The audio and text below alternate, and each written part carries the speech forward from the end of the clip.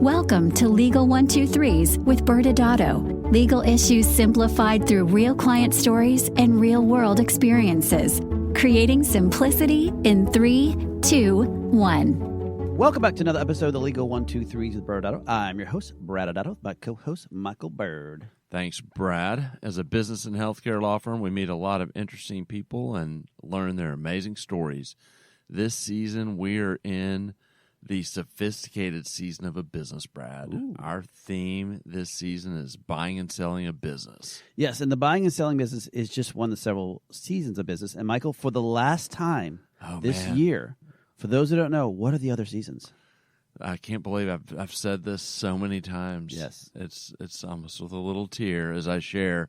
We have the building season, starting a business, the operating season, running a business, the scaling season, so you're growing a business, and then the buying and selling season. Well done, sir. Sounds like you've done this before. And I'm excited for our longtime friend to be joining us today. It's going to be a lot of fun. Yes, me too. Before we start, I have an important question for you, Brad. Yes, I am better than you. Well, I do like your confidence, admire it, even if it's a little delusional. But my question is a little more personal, Brad. Okay.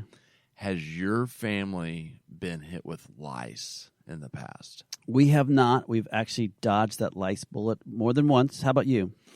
Unfortunately, we have not. I have 5 kids, so we've had it a few times. And I have to say, it's one of the worst non-life-threatening illnesses to experience with young children. It's incredibly difficult to get rid of them and very easy to spread. Somehow, through a couple of different episodes years ago, my wife and I avoided getting lice, which is great because you feel like every second you now have them.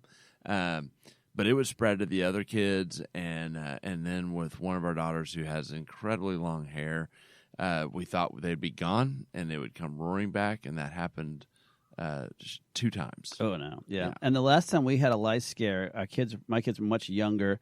We were staying at my little sister's house, Catherine, in New Orleans, and Catherine's son's best friend had spent the night there a few nights before, and the best friend calls up my little sister, Catherine's mom, and she's like almost in tears saying that her son has lice. So then my sister starts freaking out because my kids have been hanging out with her kid and sleeping all in the same kind of area. So she called, which I didn't realize this happened. They have a lice response team. Oh, yeah, I know. Came to her house and started checking through the house, did a combing of every little kid's hair. So that all the kids line up. Somehow none of the kids had it, but we ended up nuking all the bedding and everything else. The lice, special response team recommended. But it's pretty traumatizing for the little kids because they didn't know what lice was, and all of a sudden we're telling them there's something in their hair. And then for the parents, especially the parents that their kids ground zero, I think they feel like they were like a bad parent. Oh, yeah. Stigma is very real. So there's all these emotions. Number one is that you kind of want to light your house on fire and just get rid of and be gone because it's pretty disgusting. But then it's like the proverbial scarlet letter. Like if you're that family that has lice because, the email goes out at the school, there's been a child that's got lice, and who is it that caused it? And, then we're pointing the finger at whoever spent the night at our house and gave it to our kid. Yes. Well, where are we going with this lice talk? We have a guest here. Well, I discovered a different kind of lice recently, and it also has a stigma. I'm a little confused. Are you talking about a new species of lice? Kind of. I read an article about gate lice recently. Are you familiar with that term? Yes, and I believe it is a new species of lice.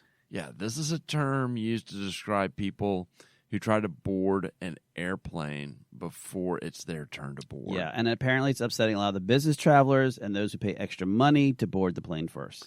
Yes, and the article I read, the airline industry is cracking down with some new technology. Ooh. And it actually will make an audible sound if someone tries to scan their boarding pass before their boarding group has been called. Ah, the old shame technique. Yes. And I personally, you talk about airplane etiquette. We travel a lot, and our guest today travels a lot. My biggest pet peeve is actually not the boarding process, but the deep deplaning process. I actually think we should trademark the deplane lice. Oh.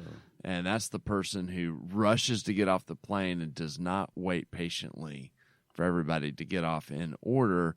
And yes, there are some times that they're going to miss a flight and they've got to go, but that's just the proverbial excuse they use to cut through a lot of times. Yeah, I've seen that one too. And I know that lice, gate lice, I guess deplane lice is not an expertise of today's guests. Well, we don't know that. Well, true. Maybe we should bring him on and just wash away all this lice talk. Okay, sounds good. Our guest today is Dave Mandell.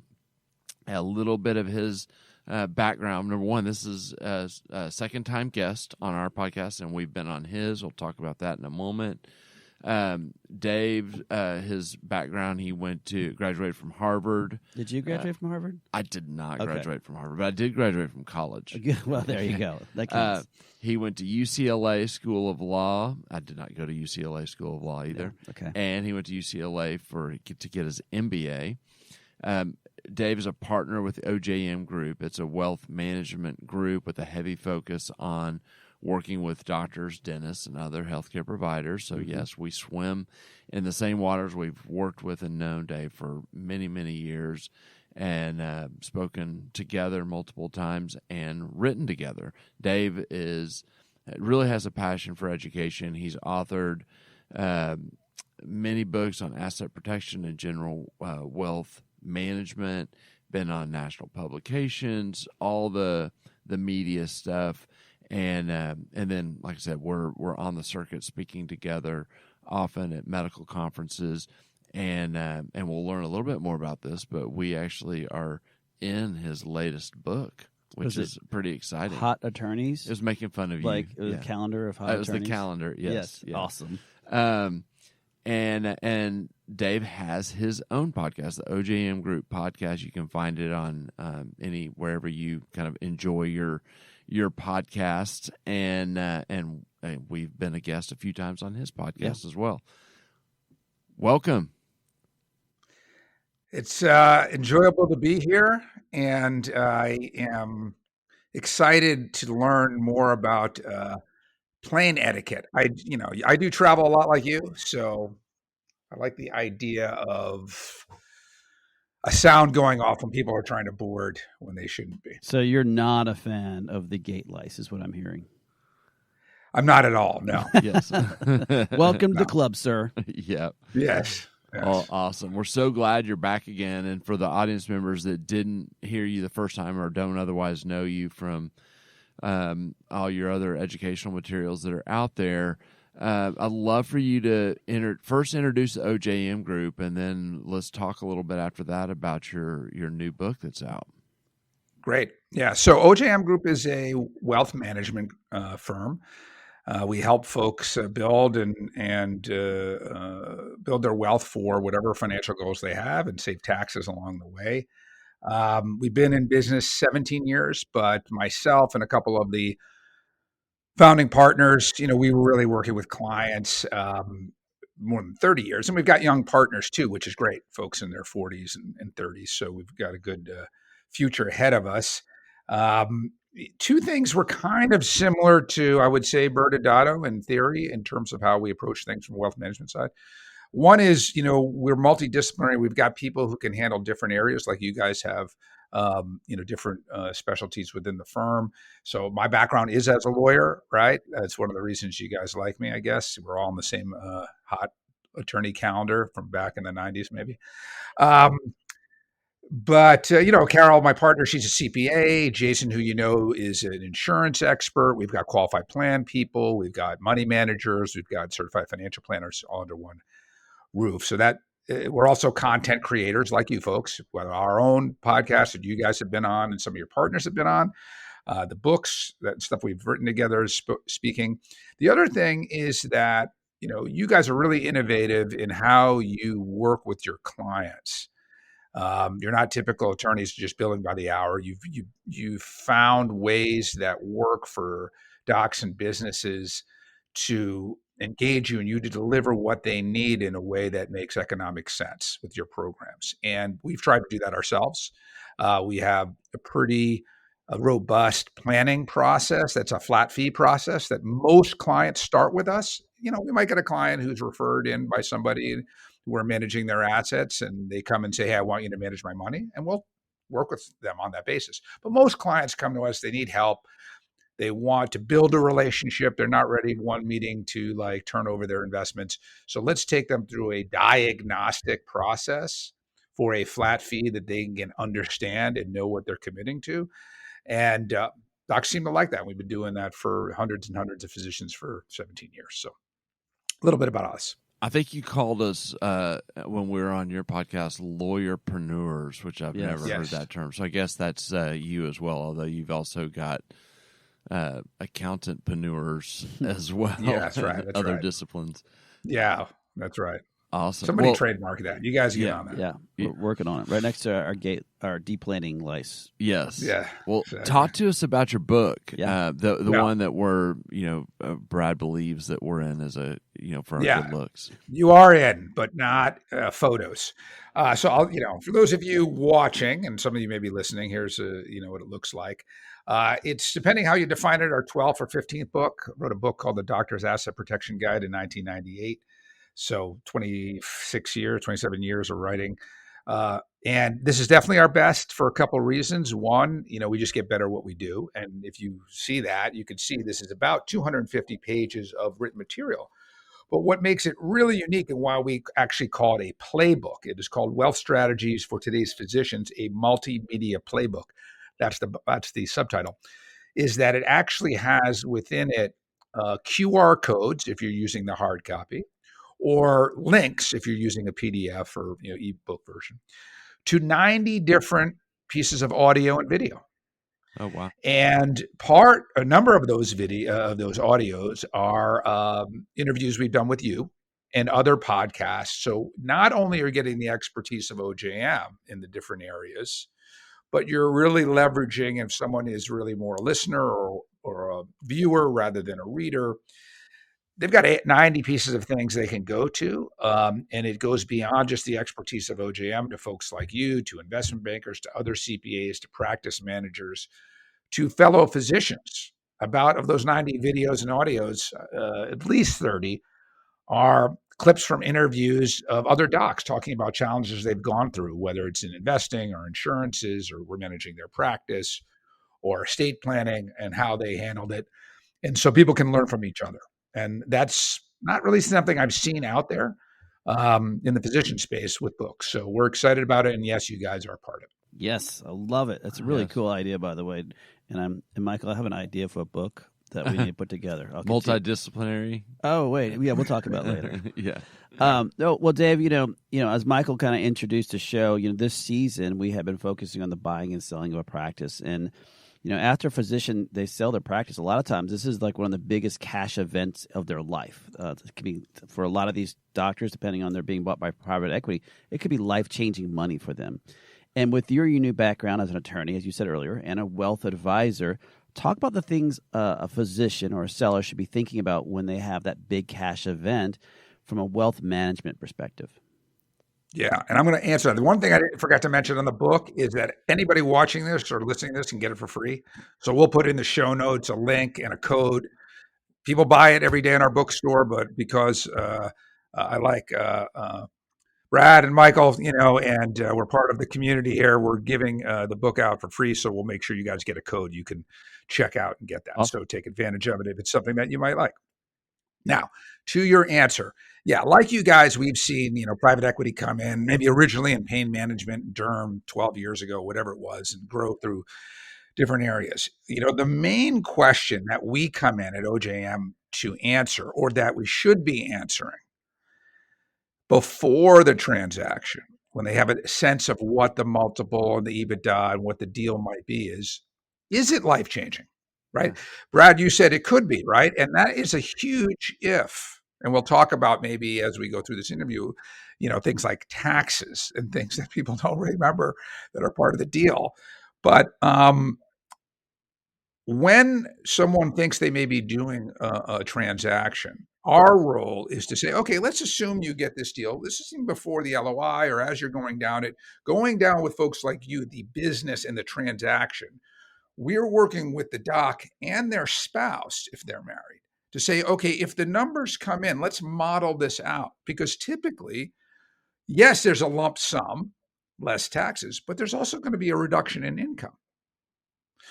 That's typically how it goes. So what does that look like for their financial goals? Education for the kids, that second home, a retirement, maybe a legacy. Is it enough to move the needle that they're excited about it? Because the last thing any of us want, the two of you, me, and the docs, is to have buyer's remorse day 2 after doing the transaction, being like, this is not really the way I wanted to practice medicine, and it wasn't really life-changing. Yeah, it's a nice check, but it's not going to change my life in a really significant way. Or maybe it is, and maybe it is happily ever after. But our job at OJM is to help them model that out so they have a good sense of it before they even sign the deal. So they should not be buying private jets right away. He's asking for a friend. I'm asking for a friend. Yeah. Well, he hasn't even listed anything for sale, and he's wanting to buy a private jet. Yeah. But we still don't have the money, Brad. Oh, is that a problem? Yeah. Okay. Yeah. That's Start fascinating. with the check card. Don't buy the whole thing. You Yeah. can buy the milk without the cow. Can I borrow your credit card, Michael? I have a little purchase I want to make. Sure. I'm sure it'll get accepted. Yeah, that's all good. Good thoughts there. Yeah, and so walk us through. You get them to this point in time where they do decide, yes, this does check the boxes. This does make sense. It is life changing, or I get it. It may not be life changing, but it's worth it. It's worth Talk about how your team, kind of guides them on the planning for the future in light of all these different variables you just talked about, the things that they should be considering. Yeah. So when docs come to us and they're considering something, either their existing clients or their new clients, et cetera, they'll always ask, hey, is there a way to do something tax-wise with this deal? And Carol, my partner, will say most of the times, once you have the letter of intent, it's kind of, locked in what the transaction is going to be. There isn't that much wiggle room. If we're before that, maybe she can put in her 2 cents. And ideally on the team is some transaction accountant or tax attorney who's going to try to leverage that. But as you and I know, we know that you can play on the margins, but there's going to be tax due, right?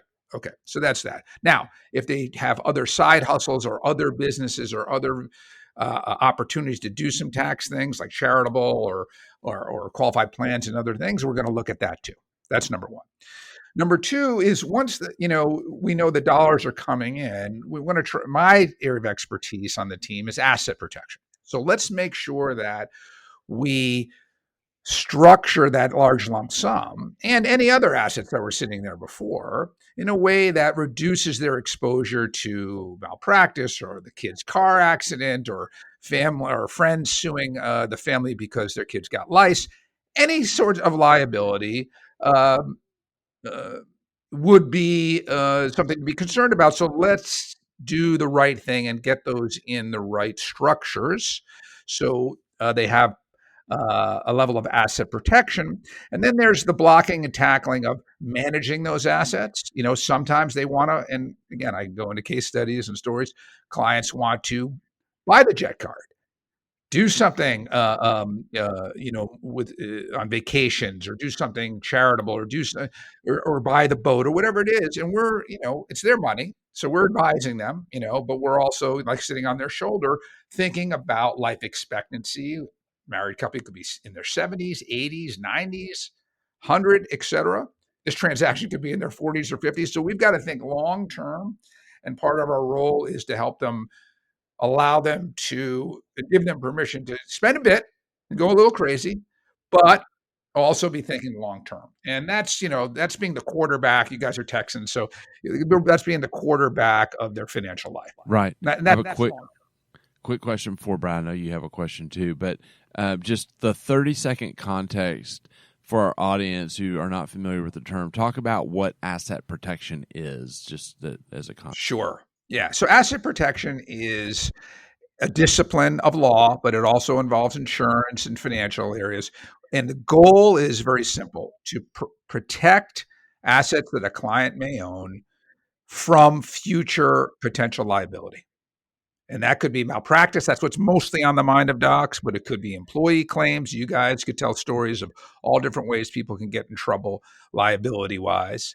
It could be, driving from kids. It could be slip and falls, et cetera. So what I'm doing is doing a full diagnostic and laying out, here are the options, things like limited liability companies and corporations and partnerships and trusts and certain kind, and not in Texas, which is a community property state, but in a state in Florida, like where I live, we can use something called tenancy by the entirety.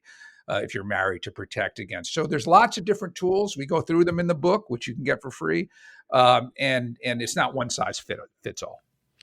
Thank you. And so now you kind of established certain things they should be doing. But what are some of the common mistakes you see a seller make when they do come into this large sum of money? And I'm hearing one of them that they should be doing immediately, though, is buying that private jet. So that's probably a mistake if they don't do it, right? Yeah. I mean, lifestyle creep is something that, can happen in this transaction, but it actually, you guys know this, can be happening with docs when they first get their first job coming out of fellowship and residency. It's not the jet, but it might be the car. Right. Or the house that's bigger than, get the biggest house they can afford, which sometimes isn't always the best idea. So, that's just human nature. But I think specifically on a transaction, it gets back also to taxes and how these deals work. So let me just give you an example, right? And I know this because, again, I look at we're the only one of the only businesses that have more private equity come into it than medicine over the last 10 years is the business that I'm in, being a registered investment advisor and financial firm. So we're approached all the time. We're not really interested, and we're not the position we want to sell, but I know what these deals look like. So let's just say a transaction is going to come in for $10 million. Okay. Often what's going to happen is that's going to be split between cash and a roll up, right? So let's just say they're going to give you $6 million in cash today, and $4 million you're going to need to, as the physician, as the business owner, roll up into the bigger deal as they're acquiring others. And the hope is that in some point you'll get another bite at the apple, because they may sell that, and hopefully they've executed on their business plan, and that $4 million has grown to some other number. You guys with me? Yep. Yeah. Okay. You pay tax generally on the full 10. So a lot of people don't realize that. So you're getting 6 in this example in cash, but you owe tax on the full 10. In some states, that could be up to, between capital gains and the state taxes, 3-point-something million bucks. So now all of a sudden that 6 is really 2.5. And if your income's being cut as well, again, this gets back into my first answer to you, which is model it all out. Okay. Because you go buy that jet from that 6, and then next year, April 15th, you owe 2.5. You might have to sell that jet. Oh, well, I'm so sad now for that person. That's awesome. Well, So that's something people really need to keep in mind and model it out. That's the good news is this is not a mystery. Right. If you do it right from the beginning. Right. Well, let's go to I think we have time for one more question. I'm going to ask you to get your crystal ball out now, Dave. Love to hear your thoughts on just, where we're headed, the medical industry, the economy. You can answer it, however you see fit, but you've been in this world with us for a long time and have a lot of wisdom. I don't know about the second part of that question, but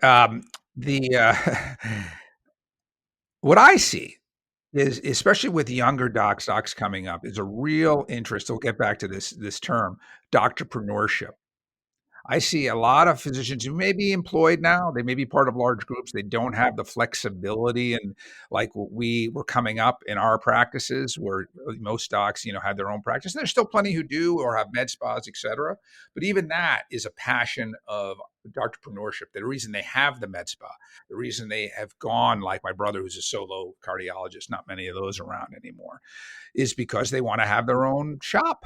And part of having their own shop is not just having their own boss, but it's being able to have the flexibility to make some income and create tax savings like qualified plans, non-qualified plans. So on our podcast and in the book, we've talked about everything from side hustles like locums work to moonlighting to medical case review or expert witnessing. We had a great guest on talking about that.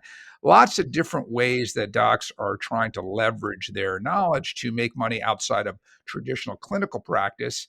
And I think that's going to increase. I think that passion is there. And I think they'll need folks like you to help them structure it legally. I'll need folks like us to help it be tax savvy and retirement savvy and do all the things financially they should be doing. Interesting. Yeah. I mean, the ever constant pressure on reimbursements is pushing pushing doctors into finding other revenue streams. And so I like that.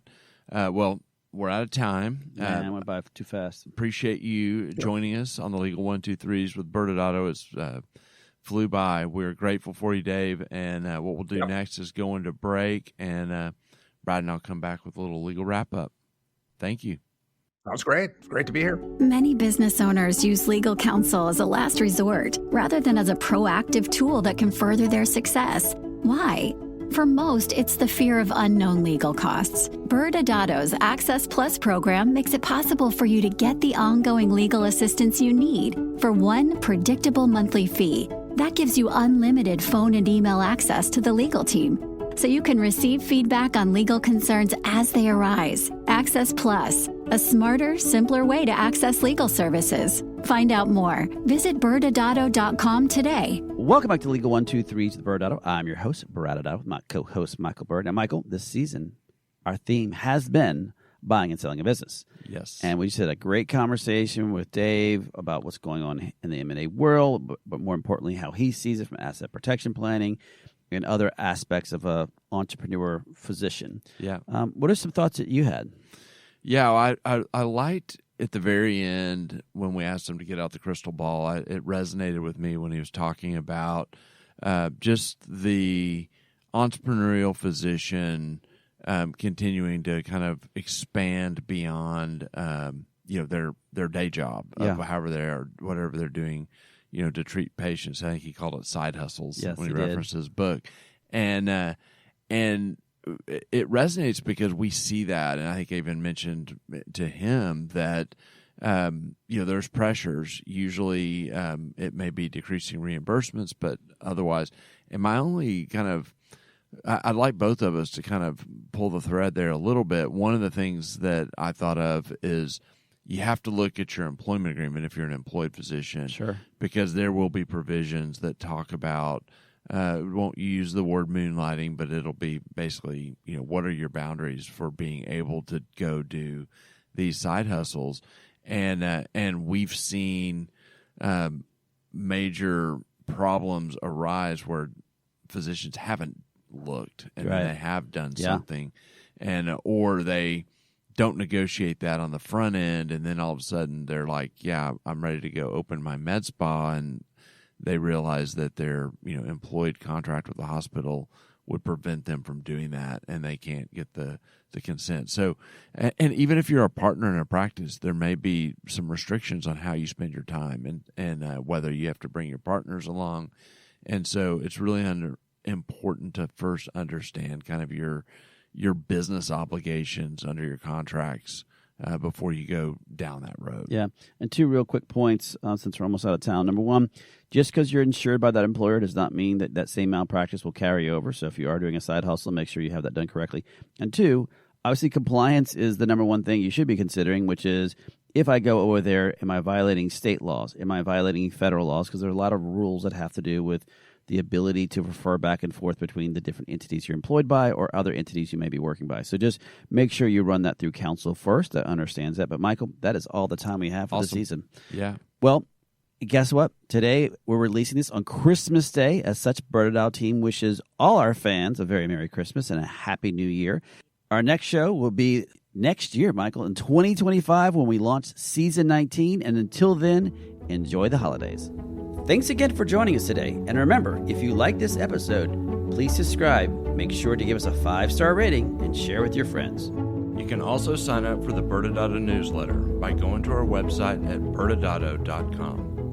ByrdAdatto is providing this podcast as a public service. This podcast is for educational purposes only. This podcast does not constitute legal advice, nor does it establish an attorney-client relationship. Reference to any specific product or entity does not constitute an endorsement or recommendation by ByrdAdatto. The views expressed by guests are their own, and their appearance on the program does not imply an endorsement of them or any entity they represent. Please consult with an attorney on your legal issues.